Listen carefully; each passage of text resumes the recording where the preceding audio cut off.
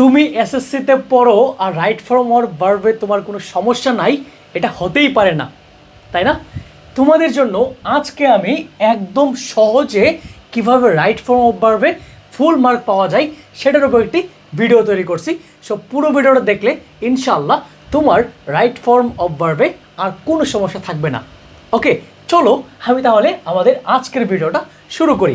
ওকে, প্রথমত আমি তোমাদেরকে বিভিন্ন রুলস আকারে বিভিন্ন জিনিসগুলো দেখাইছি। সো আমার সাথে দেখলেই জিনিসগুলো কভার হয়ে যাবে। ওকে, প্রথমত রুল নাম্বার 1, যদি আমাদের টেন্সটা হয় প্রেজেন্ট ইনডেফিনিট টেন্স, কি বলছি, প্রেজেন্ট ইনডেফিনিট টেন্স যদি হয়, অথবা কোনো অভ্যাস জাতীয় কাজ বোঝায়, অথবা ইউনিভার্সাল ট্রুথ বা চিরন্তন সত্য কোনো কিছু বোঝালে, তাহলে সেটাকে আমরা কি বলবো, প্রেজেন্ট ইনডেফিনিট টেন্স। এবং আমরা জানি সবাই যে প্রেজেন্ট ইনডেফিনিট টেন্সে অলওয়েজ ভার্বের প্রেজেন্ট ফর্ম হয়, তাই না? দেখো স্ট্রাকচারটা হবে হি, শি অথবা ইট হলে ভার্বের সাথে ভার্বের প্রেজেন্ট ফর্ম হবে এবং ভার্বের সাথে এস বা ইএস যুক্ত হবে। ওকে, এবং আমরা জানি আই, উই, ইউ, দে এগুলোর সাথে ভার্বের শুধুমাত্র প্রেজেন্ট ফর্মটাই হবে, কারণ এগুলো প্লুরাল, এগুলোর সাথে এস বা ইএস যুক্ত হবে না। চলো আমরা এক্সাম্পলগুলো দেখি। The sun rises in the east, পরীক্ষায় তোমাকে এখানে কী দেওয়া থাকবে, ব্র্যাকেটে শুধুমাত্র রাইজ দেওয়া থাকবে, ঠিক আছে? তোমাকে এখানে রাইজেসটা কারেক্ট আনসারে বসাতে হবে, ঠিক আছে? কেন রাইজেস হইলো? দ্য সান ওটা কি একটা সিঙ্গুলার জিনিস না? সূর্য কি 4-5টা পৃথিবীতে, নাকি একটা মাত্র জিনিস, তাই না? এজন্য ভার্বের সাথে এস হইছে, ঠিক আছে? তারপর she goes to school daily, আচ্ছা ডেইলি কি একটা অভ্যাস না, হ্যাবিট না, অভ্যাস কি না? হ্যাঁ, এজন্য she goes to school daily. Okay ভাইয়েরা, ক্লিয়ার? ওকে, আমাদের তারপর যেটা সেটা হলো they play football everyday afternoon, ঠিক আছে? দে প্লে ফুটবল। ওকে, এই দেখো এখানে ভার্বের সাথে শুধুমাত্র ভার্বের প্রেজেন্ট ফর্মটাই হয়েছে, এখানে এস বা ইএস যুক্ত হয় নাই, কারণ দের সাথে কখনো এস বা ইএস যুক্ত হয় না। আশা করি আমরা প্রথম রুলটা বুঝতে পারছি। চলো আমরা সেকেন্ড রুলে যাই। সেকেন্ড রুলে কি আছে ভাইরা? সেকেন্ড রুলে আছে আমাদের পাস্ট ইনডিফিনিট টেন্স। এতক্ষণ আমরা দেখছি প্রেজেন্ট ইনডিফিনিট টেন্স, এখন আমরা দেখবো past indefinite tense. Past indefinite টেন্সে আমরা দেখবো ইয়েস্টারডে থাকবে, লাস্ট থাকবে, অথবা ইন কোনো একটা সালের উল্লেখ থাকবে, ঠিক আছে? এখন দেখো ভার্বের কি ইউজ করতে হবে, ভার্বের বি2 অথবা ভার্বের পাস্ট ফর্ম, এটাকে আমরা কি বলি, পাস্ট ফর্ম। ওকে, পাস্ট ফর্ম ইউজ করতে হবে, ঠিক আছে ভাইয়েরা? এক্সাম্পলগুলো দেখি। I went to Dhaka yesterday, এখানে আই গো কেন হইতো না, হইল না কেন গো? কারণ এই যে ভার্বের গো এর পাস্ট ফর্ম কি, গো এর পাস্ট ফর্ম হইল ওয়েন্ট, গো এর পাস্ট ফর্ম কি, ওয়েন্ট। এজন্য লিখছে I went to Dhaka yesterday, কারণ ইয়েস্টারডে মানে বোঝায় গতকাল, মানে আজকে না, আজকের আগের দিন, ঠিক আছে? তারপর she wrote a letter last night, সে গত রাতে একটি লেটার লিখেছিল। এই যে রাইট ছিল আমাদের প্রেজেন্ট ফর্ম, আর রোট মানে কি, পাস্ট ফর্ম। ওকে, তারপর যেটা আছে দে ভিজিটেড দ্য মিউজিয়াম, তারা এই মিউজিয়ামটা কি করছিল, ভিজিট করেছিল, ঠিক আছে? এর জন্য হয়েছে ভিজিটেড। ওকে, ক্লিয়ার? আচ্ছা, তারপর চলো আমরা পরের রুলটাতে যাই। রুল নাম্বার 4, এটা মেবি 3 হওয়ার কথা ছিল, but typing mistake, sorry for that. আচ্ছা, এটাতে কি বলছে, আচ্ছা আমাদের 3 নম্বর রুলটি ছিল 1 নম্বর 2 নম্বর, আচ্ছা 3 নম্বরটা সামহাও মনে কেটে গেছে, আমি এটা তোমাদেরকে পিডিএফ অ্যাড করে দিব না, ঠিক আছে? 3 নম্বরটা কিছুই না, এগুলোর মতোই। আচ্ছা, আমাদের এই রুলটাতে কী বলছে, রুল নাম্বার এটা হবে 3, ঠিক আছে? এটা হবে 3। আচ্ছা, আফটার প্রিপোজিশন মানে যে কোনো প্রিপোজিশনের পরে তুমি ভার্বের সাথে আইএনজি বসাবা, ঠিক আছে? উইদাউট টু, টু এর পরে ভার্বের সাথে আইএনজি বসাবা না, ঠিক আছে? এটা না আরেকটা রুল আছে একটু পরে, ঠিক আছে? আচ্ছা, তার মানে সকল প্রিপোজিশনের পরে আমরা কি বসাবো, ভার্বের সাথে আইএনজি বসাবো, বুঝতে পারছি? সকল প্রিপোজিশনের পরে ভার্বের সাথে আইএনজি বসাতে হবে উইদাউট টু, টু এর পরে বসানো যাবে না, ঠিক আছে? আচ্ছা, এখন প্রিপোজিশন কি ভাইয়েরা, এই যে আমরা পড়ছি না, preposition in, on, at, of, for, by, with, without, etcetera, এগুলোকে আমরা কি বলি, প্রিপোজিশন বলি। ওকে, আচ্ছা এখন দেখো এক্সাম্পলগুলো কি কি। হি ইজ ফন্ড অফ, এই যে অফ কি একটা প্রিপোজিশন, এরপরে কি হবে, ভার্বের সাথে আইএনজি হবে, ঠিক আছে? ফন্ড অফ, ওই যে অফের পরে ভার্বের সাথে আইএনজি হবে, ঠিক আছে? She is interested in, in একটি প্রিপোজিশন না ভাইরা, ইন একটা কি প্রিপোজিশন, এর জন্য কি হবে, লার্নিং হবে। কি হবে, লার্ন হওয়ার কথা ছিল কিন্তু হয়ে গেছে লার্নিং। ওকে, ক্লিয়ার? ওকে, তারপরে কি আছে, দে লেফট উইদাউট সেইং, আচ্ছা উইদাউট কি একটা প্রিপোজিশন না, এজন্য এখানে সেইং, সে হওয়ার কথা ছিল কিন্তু হয়ে গেছে সেইং, আইএনজি যুক্ত হয়েছে, কি যুক্ত হয়েছে, আইএনজি যুক্ত হয়েছে, ঠিক আছে? এই যে আইএনজি যুক্ত হয়েছে। ক্লিয়ার ভাইয়েরা? ক্লিয়ার? না বুঝলে ভিডিওটি একটু টেনে দেখো, ইনশাল্লাহ তোমরা বুঝতে পারবা, 100% বুঝতে পারবা, ঠিক আছে? তোমাদের জন্য ভাইয়েরা তো কষ্ট, রাত বাজে এখন প্রায় 3টার মতো, ঠিক আছে? তোমাদের জন্য এত কষ্ট করে ক্লাস নিতেছি, জাস্ট তোমরা তোমাদের বন্ধুদেরকে শেয়ার করো, ঠিক আছে? ওকে, সবাই মিলে শিখবো আমরা। তারপর রুল নাম্বার 5, এটাতে কি বলছে, যদি মডাল ভার্ব হয়। আচ্ছা, মডাল ভার্বকে আমরা চিনি ভাইয়েরা? মডাল ভার্ব কোনগুলো?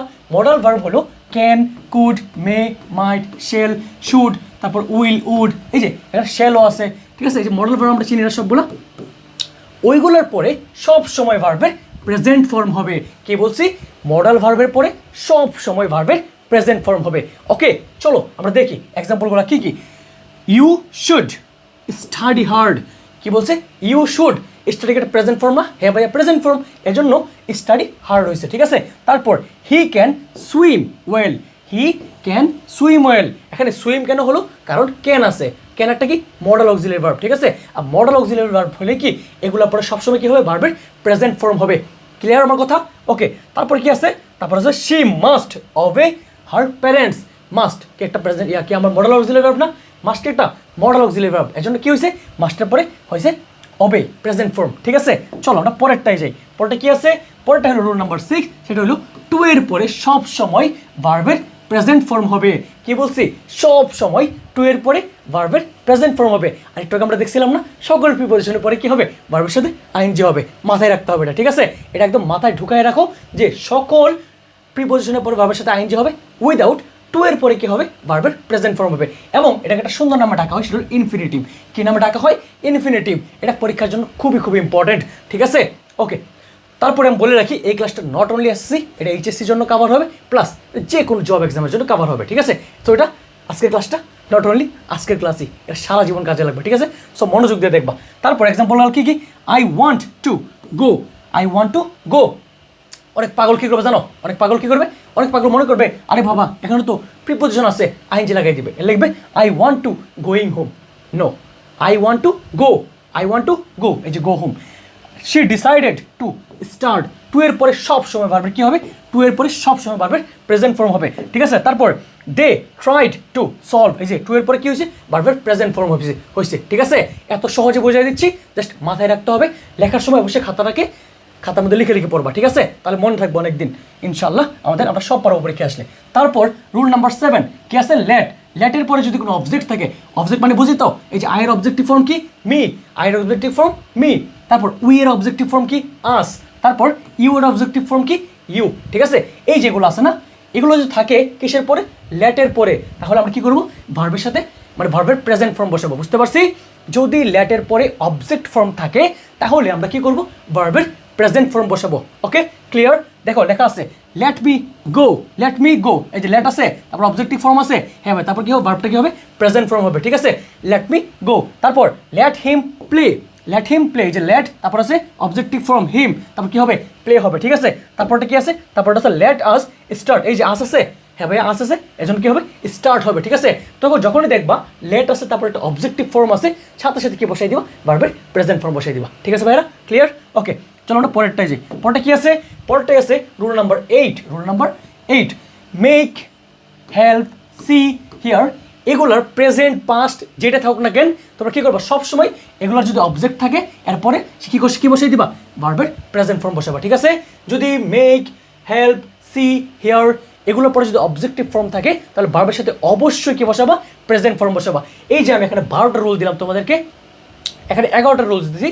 এই 11টা রুলস যদি তোমরা কেউ যদি ভালো করে পড়তে পারো ভাইয়া, তুমি ইনশাল্লাহ পরীক্ষায় তুমি 99% কমন পাবা, ঠিক আছে? এগুলো সব বোর্ড কোয়েশন অ্যানালাইজ করে বানানো, সো এগুলো ডেঞ্জারাস লেভেলে ইম্পর্টেন্ট, ঠিক আছে? চলো তাহলে দেখি, মেক, হেল্প, সি, হিয়ার এগুলো পরে যদি ভার্বের যদি অবজেক্টিভ ফর্ম থাকে তাহলে না কী বসাই দেবো? ভার্বের প্রেজেন্ট ফর্ম বসাবো, ঠিক আছে? চলো এক্সাম্পল দেখি। হি মেড মি ক্রাই, এই দেখো হি আছে, আচ্ছা মেড আছে, মেড কি? এই যে বলছিলাম মেকের প্রেজেন্ট হতে পারে, পাস্ট হতে পারে, যে কোনো একটা কিছু হতে পারে, ঠিক আছে? পাস্ট পার্টিসিপল হতে পারে। হি মেড, তারপর কি আছে? মেড, মি একটা অবজেক্টিভ ফর্ম না? হ্যাঁ ভাই, তারপর কি হবে? ভার্বের প্রেজেন্ট ফর্ম হবে ক্রাই, ঠিক আছে? ক্লিয়ার? ওকে, তারপর আই সো হিম, এই রুলসটা মানে 100 জনের মধ্যে 90 জন ভুল করে, ঠিক আছে? তো তোমরা ইনশাল্লাহ ভুল করবে না, আমি এটা বিশ্বাস করি, ঠিক আছে? যখনই দেখবা এই 4টা শব্দ আছে, 4টা শব্দ নিয়ে মাথায় ঢুকাই ফেলবা, 4টা মেক, হেল্প, সি, হিয়ার মাথায় ঢুকাই রাখো, ঠিক আছে?